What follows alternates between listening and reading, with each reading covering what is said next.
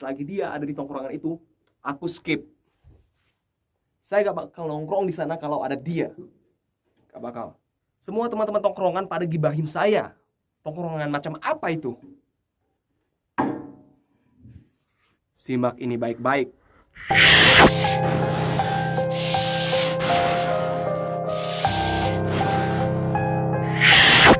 Oke, lepas masker dulu. Oke.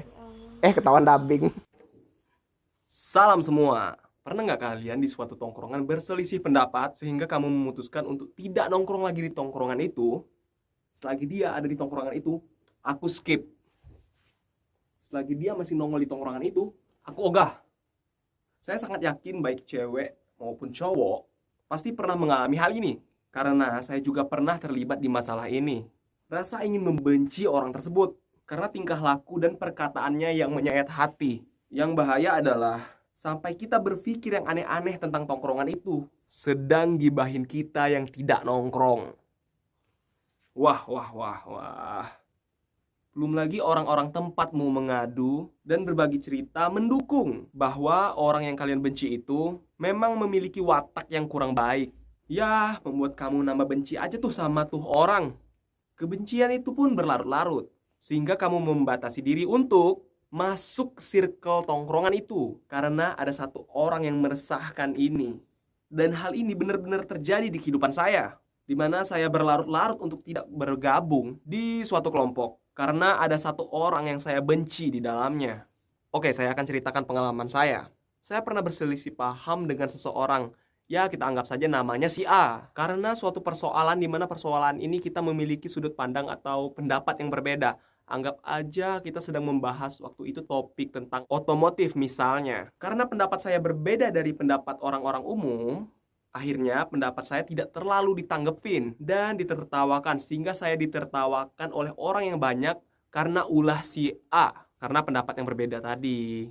Dan hal itu benar-benar menyayat hati, sehingga lukanya berbekas yang membuat saya jengkel sama si A. Dan mulai detik itu juga, saya memutuskan untuk tidak bergabung di tongkrongan itu lagi. Saya selalu menahan diri untuk tidak bergabung di tongkrongan itu, selama si A masih ada di dalamnya. Persepsi itu sangat kuat, sehingga saya benar-benar membencinya, hingga hampir 1 tahun lamanya. Sampai tiba waktunya di mana saya memiliki suatu urusan yang mengharuskan saya untuk kembali lagi di tongkrongan yang ada A-nya. Sejujurnya batin ini menolak karena rasa benci yang tertanam. Yang ada di dalam pikiran saya ketika saya masuk kembali di tongkrongan itu adalah saya akan menjadi objek tertawaan tongkrongan seperti sedia kala. Tapi saya berusaha untuk mengalihkan rasa benci itu terhadap kepentingan masa kini yang menjadi bahan bakar utama saya untuk tetap melangkah ke tongkrongan yang sudah lama tidak saya kunjungi. Kemudian tekad pun sudah terkumpul dan kaki pun mulai melangkah. Hingga sampai suatu saat saya sampai ke tongkrongan itu lagi. Dengan berusaha rendah hati agar semua seolah baik-baik saja, saya mencoba menegur semua kawan-kawan tongkrongan, termasuk si A, orang yang saya benci. Namun rasa benci itu tiba-tiba menghilang karena si A sepertinya sudah melupakan cerita lama. Dia jauh lebih baik dari hari kemarin. Dan hal ini membuat saya bertanya-tanya, apa sih yang terjadi pada si A? Hati pun berubah 180 derajat dari yang sangat benci sehingga menjadi sangat takjub.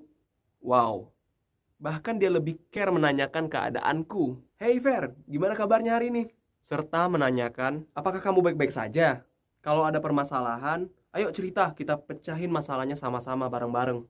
Dari murung menjadi gembira, dari benci timbul kenyamanan. Wow, ini benar-benar luar biasa. Dari yang tadinya sebelum berangkat ke tongkrongan ini, kebencian akan tetap ada, namun nyatanya sekarang menjadi jauh lebih mencair suasananya. Dan ini benar-benar keadaan yang berbeda, 180 derajat. Akhirnya saya kembali dengan hati yang lega, karena bisa kumpul di tongkrongan itu kembali.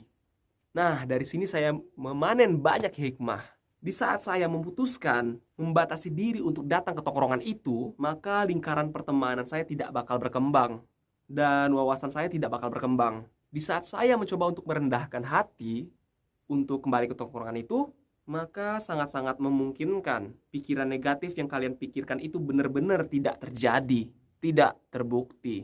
Untuk kalian yang bernasib sama, Coba deh paksain dirimu untuk kembali ke tongkrongan itu dengan mengenyampingkan permasalahan, problem yang belum kalian selesaikan itu sementara waktu. Saya sangat yakin kemungkinan besar suasana akan mencair dan keadaan akan semakin baik dan hatimu akan lega. Karena apa yang kamu pikirkan itu tidak terbukti. Racun negatif dalam pikiranmu akan tersingkir karena realita. Dulu kamu bersyukur kepada Tuhan karena kamu tahu keburukannya dan membencinya. Namun sekarang, setelah kamu memaksa dirimu untuk bertemu dengannya, kamu akan jauh lebih bersyukur karena tidak membencinya. Oke, semoga dengan saya nge-share video ini ke kalian, ini bisa membuka pikiran kalian untuk bisa menjadi lebih luas lagi. Terus menjadi amal ibadah buat saya, dan menjadi amal ibadah buat kalian yang nge-share video ini. Ini pemikiran positif bangsat. Apakah pemikirannya bangsat? Silakan tambah ilmu kalian dari referensi lain. Gimana pemikiran positif kalian? Yuk berbagi, yuk saling isi. Yuk kita cari teman-teman sejati. Salam.